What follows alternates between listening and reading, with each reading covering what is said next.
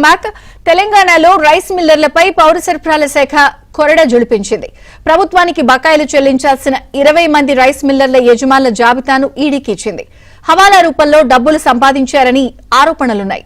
దీంతో ఆర్థిక వ్యవహారాలపై విచారణ జరిపించాలని ఈడీకి ఫిర్యాదు చేసింది.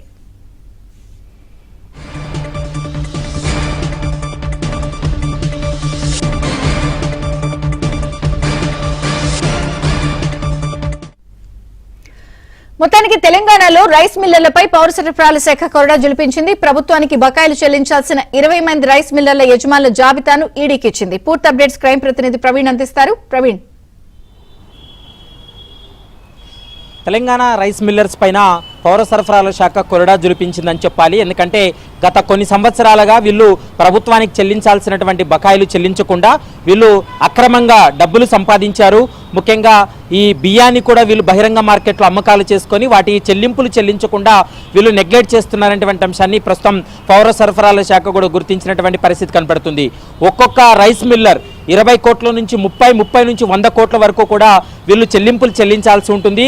అవన్నీ చెల్లించకపోవడంతో పౌర సరఫరాల శాఖ ఒక కీలక నిర్ణయం తీసుకొని ఇప్పటికే 9 మంది ఎవరైతే టాప్ 10 ఉన్నారో అందులో 9 మంది పైన పీడీ యాక్ట్ నమోదు చేయాలంటూ కూడా పోలీస్ శాఖ ఒక కీలక నిర్ణయం తీసుకోవడం జరిగింది. ముఖ్యంగా జిల్లా ఎస్పీలకు, ఆయా కమిషనరేట్ పరిధిలో ఉన్నటువంటి సిపిలకు కూడా కీలక ఆదేశాలు జారీ చేశారు.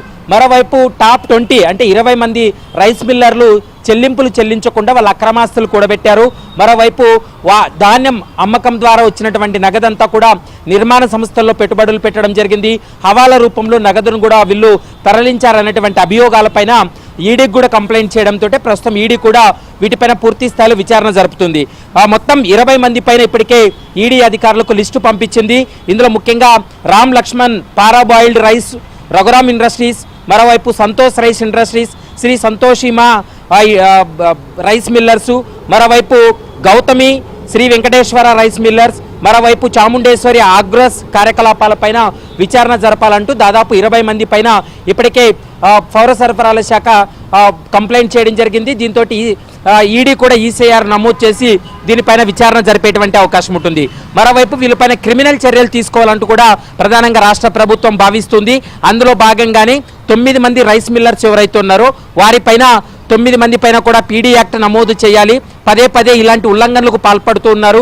దాదాపు కోట్ల రూపాయలు ప్రభుత్వానికి రావాల్సినటువంటి ఆదాయం, ప్రభుత్వానికి చెల్లించాల్సినటువంటి బకాయిలు చెల్లించకుండా వీళ్ళు సొంతంగా వాడుకోవడంతో పాటు వీళ్ళు అక్రమాస్తులు కూడబెట్టారు. మరోవైపు నిర్మాణ సంస్థలు వీళ్ళు పెట్టుబడులు పెట్టారనేటువంటి అంశాన్ని కూడా ప్రభుత్వం దృష్టికి వచ్చింది. కాబట్టి విజిలెన్స్ అండ్ ఎన్ఫోర్స్మెంట్ అధికారుల యొక్క విచారణ తర్వాత ఈ కేసులో ఈడీ, మరోవైపు లా అండ్ ఆర్డర్ పోలీసులు కూడా పూర్తి స్థాయిలో చర్యలు తీసుకొని వాళ్ళని నిందితులుగా చేర్చి వాళ్ళని జైలుకు పంపించాలనేటువంటి ప్రయత్నం అయితే రాష్ట్ర ప్రభుత్వం చేస్తుంది. 1-2 రోజుల్లో ఈ కేసులో కీలక పరిణామాలు చోటు చేసుకునేటువంటి అవకాశాలు అయితే స్పష్టంగా కనిపిస్తున్నాయి. Vijaya Chandrika. Okay Praveen, thank you.